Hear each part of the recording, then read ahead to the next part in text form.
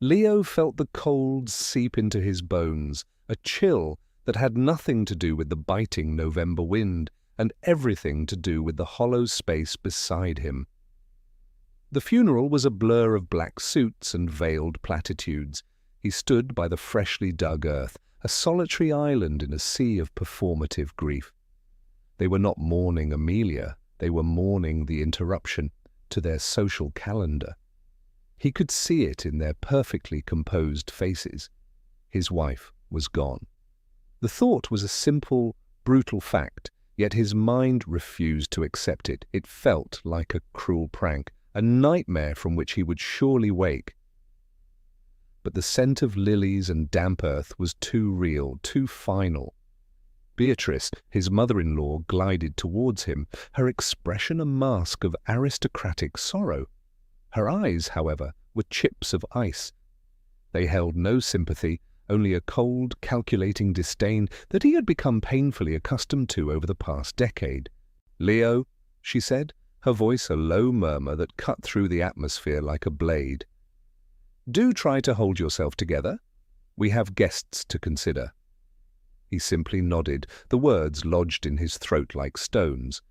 Beside her, Julian, Amelia's brother, smirked. He adjusted his $1,000 tie, his gaze sweeping over Leo's simple, off-the-rack suit with unconcealed contempt. Julian had always seen him as little more than a stable boy who had gotten lucky. The car ride to the reception was silent and suffocating. He drove Amelia's car, a sleek, silver sedan she had insisted on buying. He had offered to drive his own truck, the one he used for his small construction business, but Beatrice had shuddered at the mere suggestion. "We will not arrive at my daughter's final farewell looking like common labourers," she had declared. He parked the car a little way down the street from the grand estate Beatrice called home. He needed a moment, just a single moment, away from the prying eyes and the false whispers of condolence. He rested his forehead against the steering wheel, the leather cool against his skin. The grief was a physical weight, pressing down on his chest, making it impossible to breathe. His hand brushed against the side of the passenger seat, and his fingers found a small, hard object tucked deep into the map pocket. He pulled it out. It was a phone.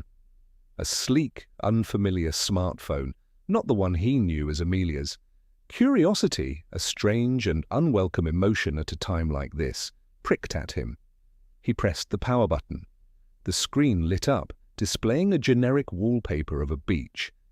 It was not locked with a passcode.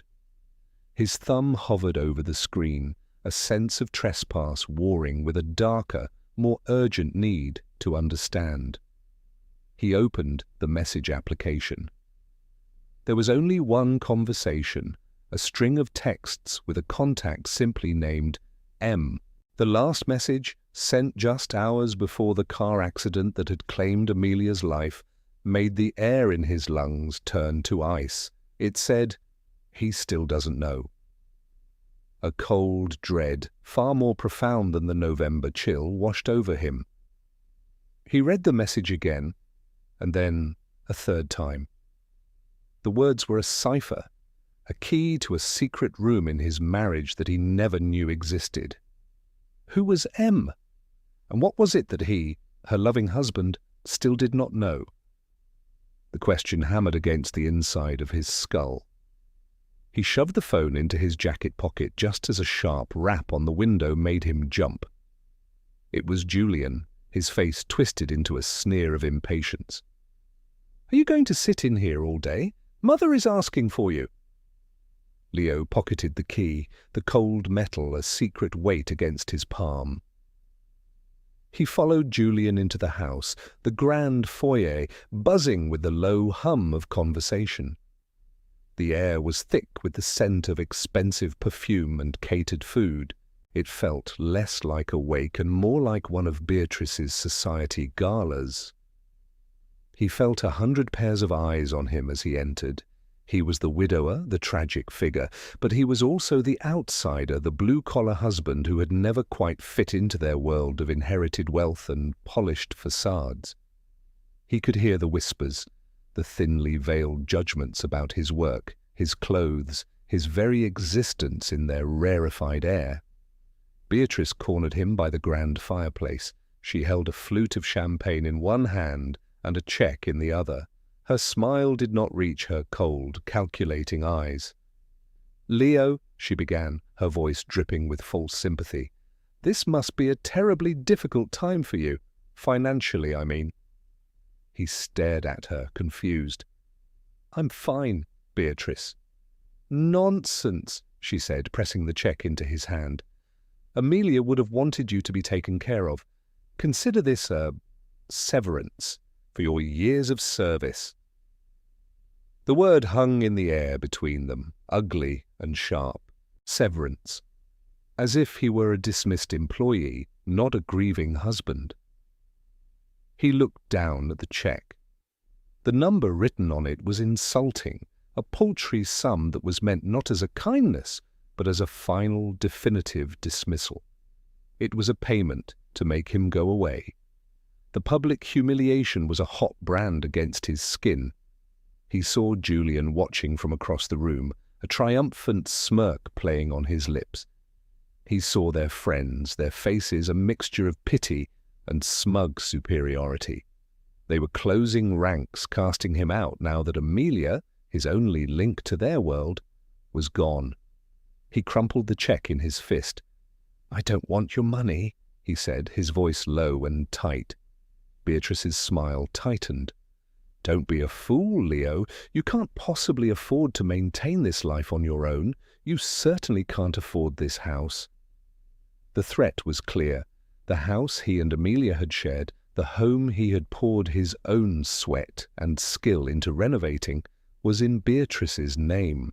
It was another chain she had used to keep him in his place. "You have 1 month to gather your things and leave," she declared, her voice now stripped of all pretense of warmth.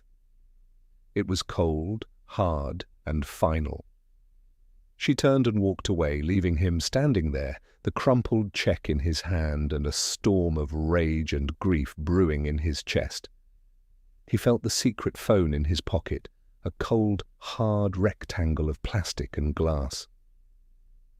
He still doesn't know. The words echoed in his mind, no longer just a mystery, but a weapon. He didn't know what it meant yet, but in that moment of profound humiliation, a new and terrible resolve began to form. He would find out, and they would pay. The 10 years of his marriage replayed in his mind not as a romance, but as a slow, grinding erosion of his own identity. He had met Amelia at a charity fundraiser, an event his small but respected construction company had sponsored. He was there in his work shirt, feeling out of place among the tuxedos and evening gowns. She had seemed like a breath of fresh air, a woman who saw past the dirt under his fingernails to the man he was. He had been so wrong.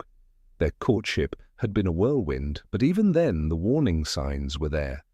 Her family, Beatrice and Julian, had treated him like a curiosity. They would introduce him with a half smile as Amelia's little project. They would ask condescending questions about his work, their words dripping with a kind of amused disbelief that a person could make a living with their hands. He had ignored it, blinded by what he thought was love. He believed Amelia was different. She had defended him at first. "Leave him alone, Mother," she would say. "His work is honest." But over time her defense grew weaker, her apologies for her family's behavior less frequent. She had slowly, insidiously been molded back into their image. After they married, the pressure to conform intensified. His modest savings were drained to fund a lifestyle he neither wanted nor understood. There were designer clothes, exotic vacations, and endless dinner parties where he felt like an exhibit at a zoo. Amelia insisted they live in a house owned by her mother, a beautiful but soulless mansion that never felt like his own. "It's just for now, darling," she had promised, "until your little business really takes off." His little business was his pride and joy. He had built it from the ground up, earning a reputation for quality and integrity.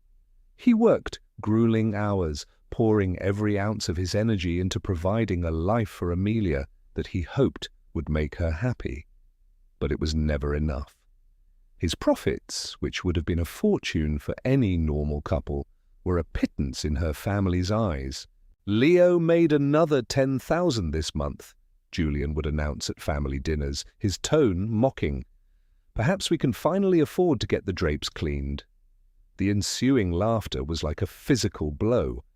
Amelia would offer a weak smile, a silent betrayal that hurt more than any overt insult.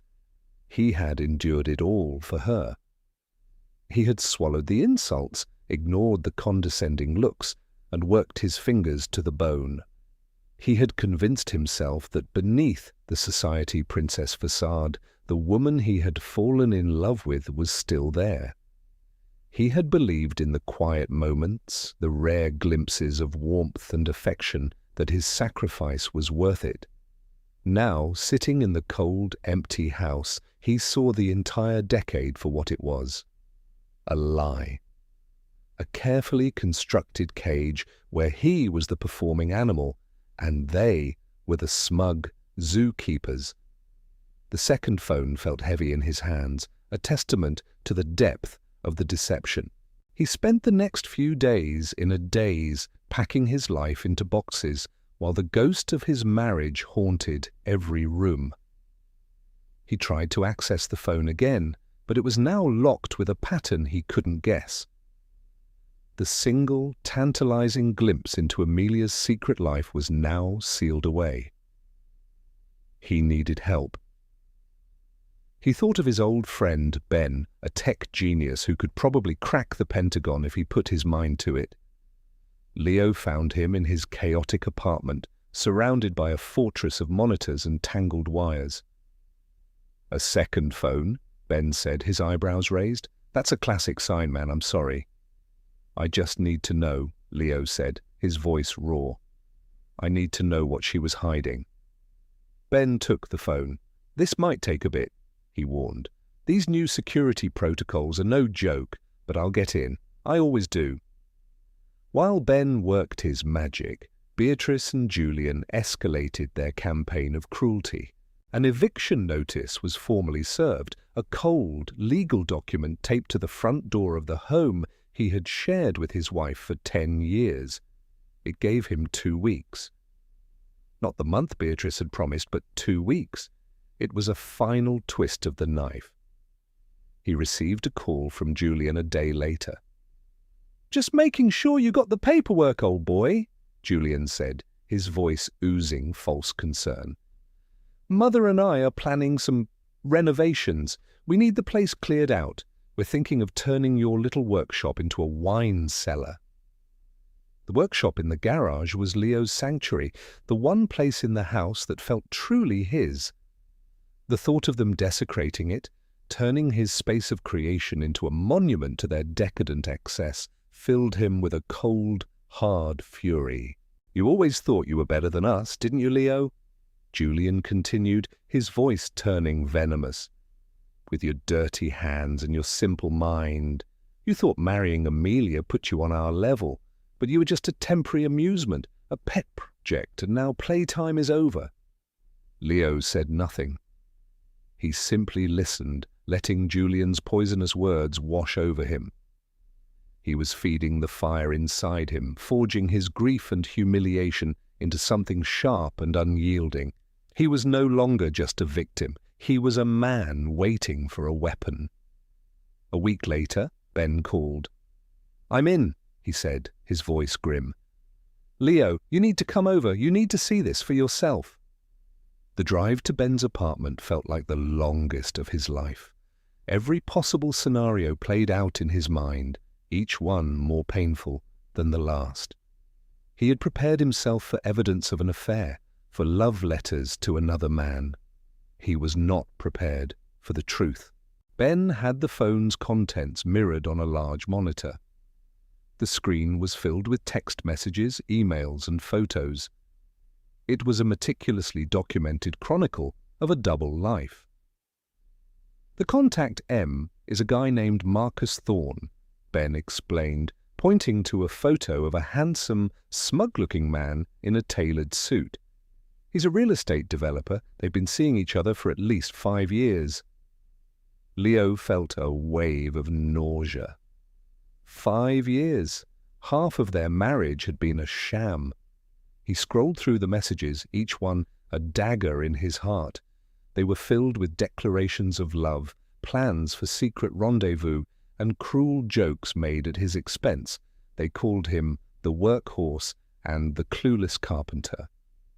But the affair, as devastating as it was only the beginning. It was the tip of a much larger and darker iceberg. Ben navigated to a folder of emails exchanged not just with Marcus, but with Julian and Beatrice.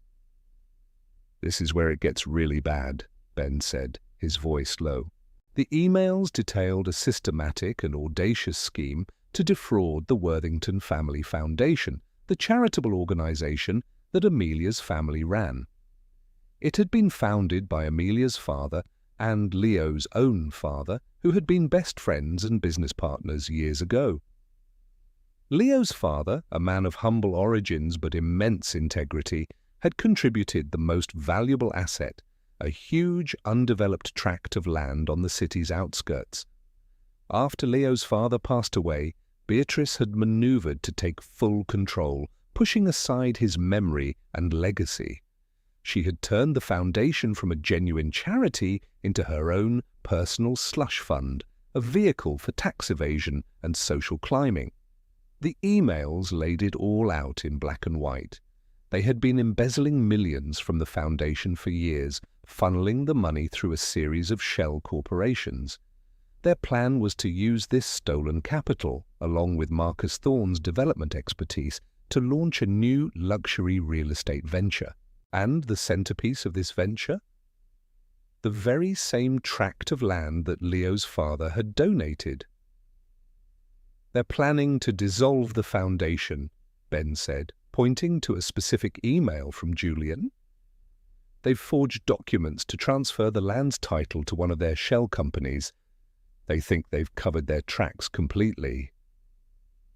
A message from Amelia to Marcus sent a chill down Leo's spine. "Once the land is ours and the workhorse is out of the house, we can finally be together. He'll be left with nothing. He deserves it for being so pathetic." Leo stared at the screen, the words blurring through a haze of rage and disbelief. It wasn't just a betrayal of his love, it was a betrayal of his father's legacy. They were stealing his past and his future in one fell swoop. They had used him, mocked him, and planned to leave him destitute, all while destroying the memory of a good man. But then Ben scrolled to another document, a scanned copy of an old legal agreement tucked away in a hidden folder. It was the original charter for the foundation, signed by both his father and Amelia's father. Ben zoomed in on a specific clause, one that was highlighted. "I almost missed this," Ben said, his voice filled with a sudden excitement. "It's some old-school legal jargon, but I had a lawyer friend look at it. You're not going to believe this." The clause was an heirship provision. It stated that while the Worthington family would manage the foundation's operations, the controlling interest in its primary physical asset, the land, would pass directly to the sole heir of Leo's father upon his death. It was a fail-safe, a way for his father to ensure that his contribution could never be completely usurped. "Leo," Ben said, turning to face him, his eyes wide. "They don't own that land. You do." The world seemed to stop spinning. The air in the room grew thick and still. Leo looked from the damning emails to the legal document, his mind struggling to connect the pieces. The cruelty of their plan was breathtaking, but their ignorance of this single crucial fact was an act of divine irony. Their entire empire, their grand scheme built on theft and deceit, was unknowingly constructed on his land. They were squatters on his inheritance. The power dynamic of the last 10 years had been a complete illusion. He wasn't the powerless victim they believed him to be. He was the king, and they were the jesters who had been performing in his court without realizing it.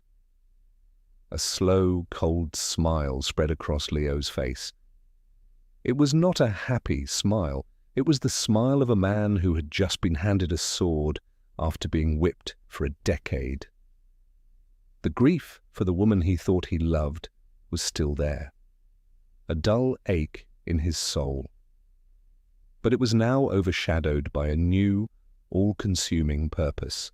"They think I know nothing," Leo said, his voice quiet but resonant with a newfound power. "They're about to find out just how wrong they are." The first phone call he made was not to a friend or a family member, but to a name he had not spoken in years, Mr. Davies. He was his father's old lawyer, a shrewd, silver-haired man who believed in justice and honored loyalty above all else. Leo remembered him from his childhood as a towering figure of integrity. He met Mr. Davies in his old wood-paneled office, a place that smelled of leather-bound books and quiet competence. Leo laid out the entire story, from the second phone to the emails to the crucial clause in the Foundation's charter. He watched the old lawyer's face as he listened, his expression shifting from sympathy to quiet fury. When Leo finished, Mr. Davies leaned back in his chair, his fingertips pressed together. He was silent for a long moment, his sharp eyes studying Leo. "Your father was a wise man, Leo," he said finally, his voice a low rumble. He foresaw the possibility of Beatrice's greed. This clause, it's ironclad. She may have been the captain of the ship, but your father made sure his heir would always hold the map. "So it's true?" Leo asked, needing to hear it one more time. "The land is mine?" "Legally, ethically, and morally it is yours," Mr. Davies confirmed. "They have committed egregious fraud, not just against the Foundation, but against you. Their claim to that land is built on a foundation of lies and forged documents." A wave of relief and vindication washed over Leo. It was real. The power was real. "What do we do?" Leo asked. The question was not one of a victim seeking help, but of a general planning his campaign. A thin, predatory smile touched Mr. Davies's lips. "We do not react, Leo. We act. We do not defend. We attack. They believe they are on the verge of their greatest triumph. We will allow them to believe that right up until the moment we turn their triumph into their ruin." The strategy session that followed was a masterclass in legal warfare. Mr. Davies, with the precision of a surgeon, outlined a multi-pronged plan. It was not enough to simply reclaim the land. They would dismantle Beatrice and Julian's entire world, piece by piece, using their own arrogance and criminality as the tools of their destruction. The plan was elegant in its cruelty. Phase 1 was to remain silent. Leo would finish packing, move out of the house as demanded, and give them no reason to suspect that anything had changed. He would play the part of the defeated, heartbroken widower for a little while longer. "Let them get in deeper," Mr. Davies advised. "Let them invest more of their stolen money into the development plans. Let them sign contracts with builders and architects. Every step they take forward is a step into a trap of their own making." Phase 2 would be the opening salvo. Once Beatrice and Julian were financially committed to the project, Mr. Davies would, on behalf of a concerned, anonymous party, trigger a full-scale forensic audit of the Worthington Family Foundation's finances. Simultaneously, he would file a quiet title action on the land, a legal claim of ownership that would bring their development plans to a screeching halt. "They will be blindsided," the lawyer explained. "The audit will freeze their assets, and the claim on the land will make it impossible for them to secure further financing or permits. Their house of cards will begin to wobble. Phase 3 was the final public checkmate. They would convene an emergency meeting of the Foundation's board. There, Leo would make his appearance, not as the grieving outsider, but as the majority stakeholder. He would present the irrefutable evidence of their embezzlement, the affair, and the conspiracy, all sourced from Amelia's second phone. "We will give them no room to maneuver, no space to lie," Mr. Davies said, his eyes gleaming with a fierce light. "We will expose them in front of the very people whose respect they so desperately crave." Leaving the lawyer's office, Leo felt a sense of clarity he hadn't experienced in years. The path forward was clear, a straight, unwavering line toward justice. He returned to the house and continued packing, but his movements were different now. He was not a man being evicted, he was a king temporarily abdicating his throne, knowing his return would be swift and terrible. He found a small, cheap apartment across town, a place that was entirely his own. It was a stark contrast to the opulent mansion he had left behind, but it felt more like a home than that cold, gilded cage ever had. He set up his new life, a quiet, unassuming existence that was the perfect cover for the storm he was about to unleash. He followed Mr. Davies's instructions to the letter. He ignored the gloating calls from Julian and the condescending messages from Beatrice. He let them believe they had won, that he had been swept aside like so much dust. From a distance, he watched them. He saw the announcements in the business journals about their new development company, Thorne and Worthington Estates. He saw the glossy architectural renderings of the luxury condos they planned to build on his land. He even drove by the property one day and saw surveyors at work, their presence a profane intrusion on his father's legacy. Every boast, every public statement, every dollar they spent was another nail in their own coffin. And Leo watched, and he waited, his patience as cold and hard as steel. The sleeping giant was awake, and he was ready for the hunt. The first domino fell on a crisp Tuesday morning. It arrived not with a bang, but with the quiet rustle of an envelope being opened. Beatrice stood in the marble-floored foyer of her mansion, a letter opener in her hand. The letter was from a prestigious accounting firm, informing the Worthington Family Foundation that a full forensic audit had been requested by a party representing a majority interest in the Foundation's primary assets. Beatrice read the letter once, then twice. The words seemed to swim before her eyes. Majority interest? That was impossible. She controlled the Foundation. She and Julian were the only board members who mattered. It had to be a mistake, a clerical error. She called Julian, her voice a tight knot of anxiety. "Did you know anything about this? An audit?" "An audit?" Julian scoffed from the other end of the line, his voice thick with the arrogance of a man who believed himself untouchable. "It's probably just a routine check. Don't worry about it, Mother. Our books are perfectly creative." But Beatrice was not so easily placated. A cold tendril of fear coiled in her stomach.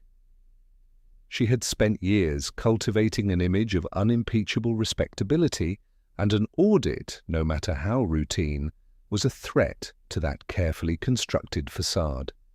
The second domino fell 2 days later. Marcus Thorne, their partner, and Amelia's secret lover, called Julian in a panic. "We have a problem," Marcus said, his usually smooth voice strained. "A big one?"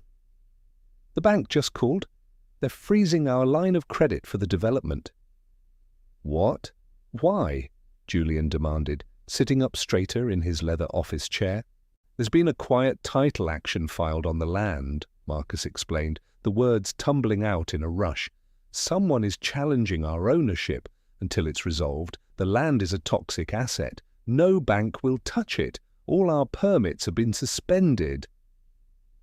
Now Julian felt the first real pang of fear This was not a clerical error. This was a coordinated attack.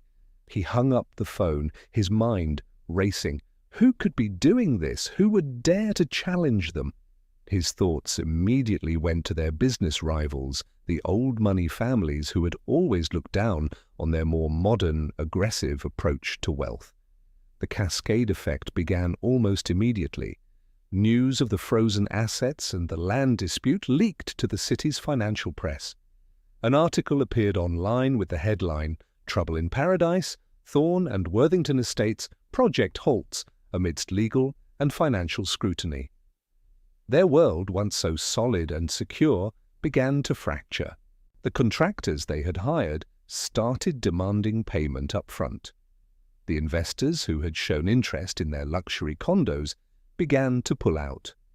The phone calls, once from fawning admirers and business partners, were now from angry creditors and inquisitive journalists. Beatrice and Julian reacted with frantic, ineffective attempts at damage control. They issued a press release filled with blustering denials and accusations of corporate sabotage. They tried to move money between their various shell accounts, only to find that the auditors had been ruthlessly efficient. Access to their stolen fortune was being choked off, artery by artery. Their social standing, the currency they valued above all else, evaporated overnight. Invitations to galas and charity balls stopped arriving. Friends who had once clamored for their attention now crossed the street to avoid them. The whispers at the country club turned from envious to scornful.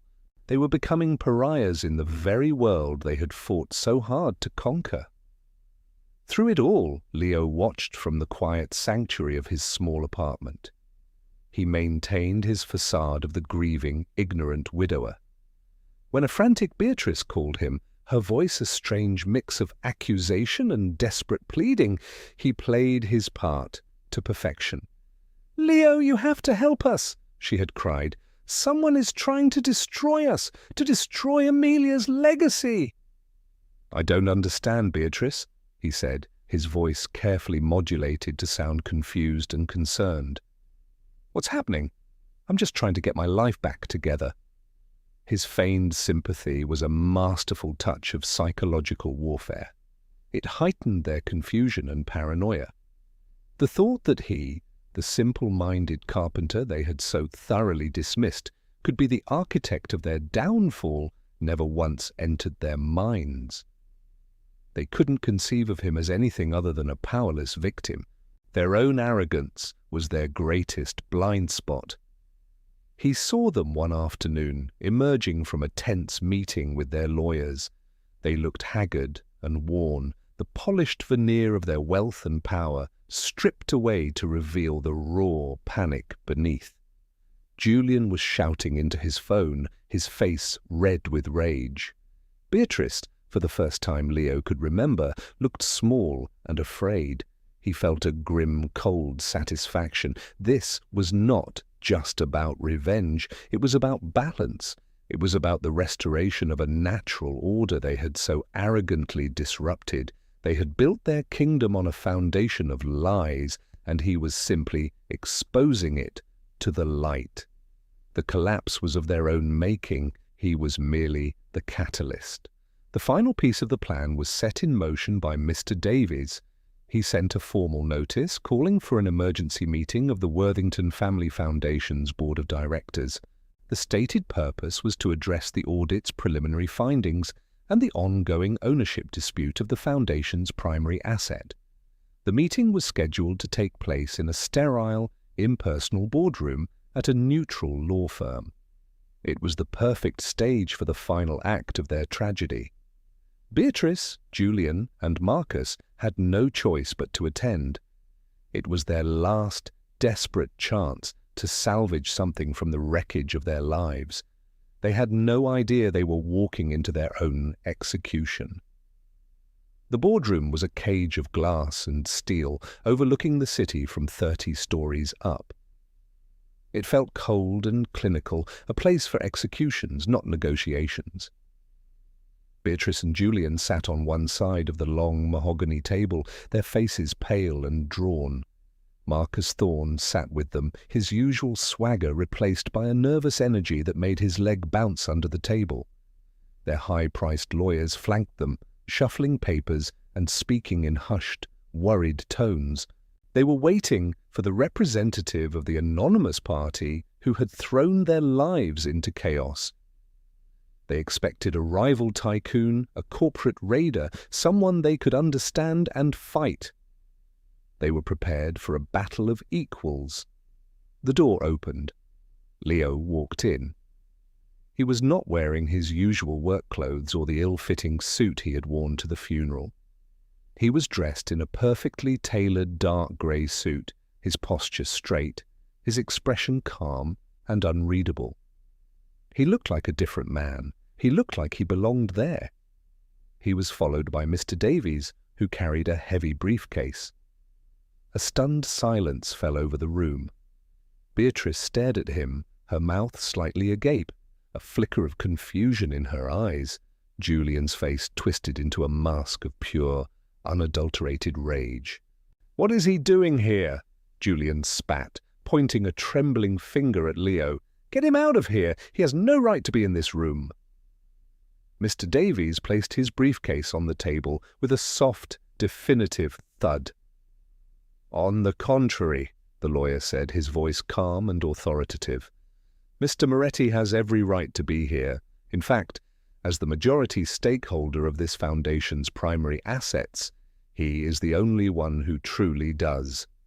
The revelation landed like a physical blow.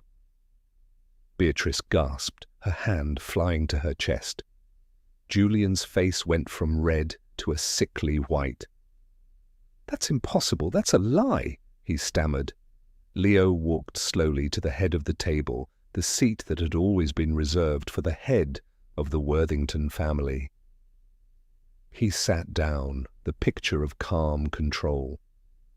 He looked directly at Beatrice, then at Julian, his gaze as cold and hard as polished granite. "You spent 10 years treating me like I was nothing," Leo began, his voice quiet but carrying to every corner of the silent room. "You saw me as dirt under your fingernails, a simple-minded workhorse, good for nothing, but funding a lifestyle you felt you were entitled to." He let the words hang in the air, each one a carefully aimed dart. "You threw me out of my home the day I buried my wife. You mocked my work, my family, my entire existence. You believed I was weak, powerless, and stupid." He paused, his eyes locking with Julian's. "But what you didn't know," he continued, his voice dropping to a near whisper, "was that the entire time you were plotting and scheming, you were doing it in a house built on my land." He gestured to Mr. Davies. The lawyer opened his briefcase and began to distribute documents to the stunned occupants of the room. A copy of the Foundation's original charter with the heirship clause highlighted, bank statements showing the illegal transfers to their shell corporations, and printouts of the text messages from Amelia's second phone. "You thought you were so clever," Leo said, his voice rising with controlled fury. "Stealing from a charity, betraying the legacy of your own father and mine, all for what? So you could build another monument to your own greed?" He turned his attention to Marcus Thorne, who looked as if he was about to be physically ill. "And you," Leo said, his voice dripping with contempt. "You were sleeping with my wife, laughing behind my back, all while helping them plan to steal from me. Did you really think I wouldn't find out?" Mr. Davies slid a small digital recorder to the center of the table and pressed play. Amelia's voice filled the room, a recording from the phone. It was a voicemail she had left for Marcus. "It's almost done, my love," her voice cooed from the speaker. "The foundation will be dissolved, the land will be ours, and the workhorse will be out on the street. He'll be left with absolutely nothing. He still doesn't know a thing." The recording ended, leaving a dead, incriminating silence in its wake. That was when Beatrice finally broke. The mask of aristocratic composure shattered into 1,000 pieces, A raw, guttural scream tore from her throat. "You!" she shrieked, her face contorted with a horrifying mixture of rage and despair. She lunged across the table toward Leo, her fingers clawed like talons. "You peasant! You did this! You ruined us!" Her lawyers had to physically restrain her as she thrashed and screamed, her carefully curated dignity dissolving into a pathetic, public breakdown. Julian sat frozen in his chair, his face a blank mask of shock. He looked like a man who had just watched his entire world burn to the ground. Leo stood up, his face impassive. He had seen enough. He looked down at the woman who had tormented him for a decade, now a writhing, hysterical mess. He felt no pity. He felt nothing but a cold, clean sense of finality. "It's over, Beatrice," he said, his voice cutting through her screams. "You didn't just lose your money, you lost everything. You have no power here." He turned and walked towards the door, Mr. Davies falling into step beside him. He didn't look back. He left them in the glass cage to be dealt with by the lawyers, the auditors, and soon the authorities. The final act was complete. The aftermath was swift and brutal. The evidence Leo presented was irrefutable. Faced with criminal charges for fraud, embezzlement, and conspiracy, the Worthington family's legal defense crumbled. Beatrice and Julian, stripped of their assets and their social standing, were arrested. Their mugshots, stark and unflattering, were splashed across the very society pages they had once dominated. Marcus Thorne, implicated in the conspiracy, saw his development company collapse into bankruptcy. He was hit with a barrage of lawsuits from investors and contractors, and his professional reputation was permanently destroyed. He lost everything, a fitting end for a man who had tried to build an empire on betrayal. Beatrice was sentenced to 10 years in federal prison. Her fall from grace was absolute, a cautionary tale whispered at the country clubs and charity galas she could no longer attend. Julian, receiving a slightly lesser sentence for his cooperation, was left to contemplate his arrogance in a prison cell. The family name they had prized so highly was now synonymous with disgrace. Leo, now in full and undisputed control of the Foundation's vast assets, made his first act a symbolic one. He had the grand, soulless mansion that Beatrice had owned, the house he had been so cruelly evicted from, sold. The proceeds were the first deposit into the newly reformed foundation. He dissolved the corrupt Worthington Family Foundation. In its place, he established the Moretti Foundation, naming it in honor of the father whose foresight and integrity had made all of this possible. The new foundation's mission was simple and clear: to use its resources to build high-quality, affordable housing for working families. He threw himself into the work not as a distant benefactor, but as a hands-on leader. He was on the construction sites every day, his sleeves rolled up, a tool belt around his waist. He traded his tailored suit for his old work boots, and in doing so, he found himself again. The work was honest and real, a stark contrast to the hollow world of artifice he had escaped. He had immense wealth now, a fortune beyond his wildest dreams, but he lived modestly. He kept his small apartment, drove his old truck, and found happiness not in possessions but in purpose.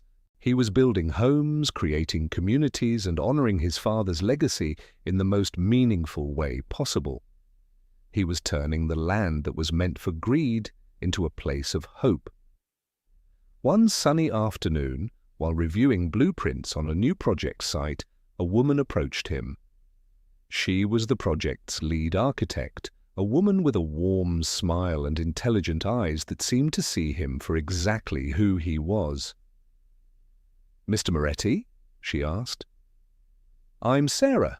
I just wanted to say, what you're doing here? It's incredible." "It's just building houses," Leo said with a humble smile. "And please, call me Leo." They talked for over an hour, about architecture, about community, about the simple joy of creating something real and lasting. In her, he found a kindness and respect that had been absent from his life for so long. It was the quiet, unassuming start of something new, a relationship built not on status or wealth, but on shared values and mutual admiration. It was his true reward. Months later, Leo stood on a hill overlooking the first completed phase of the housing project. Dozens of families were moving into their new homes, their children playing in the parks he had designed. The sun was setting, casting a warm, golden glow over the scene.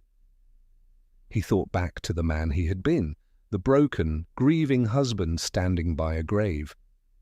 He had walked through the fire of betrayal and emerged not burned, but forged. He finally understood that true power was not in what you owned or the name you carried. True wealth wasn't measured in dollars, but in the strength of your character and the good you put out into the world. His former family had spent their lives chasing a hollow illusion of superiority, and in the end it had left them with nothing. He had simply held on to his integrity, and in the end it had given him everything.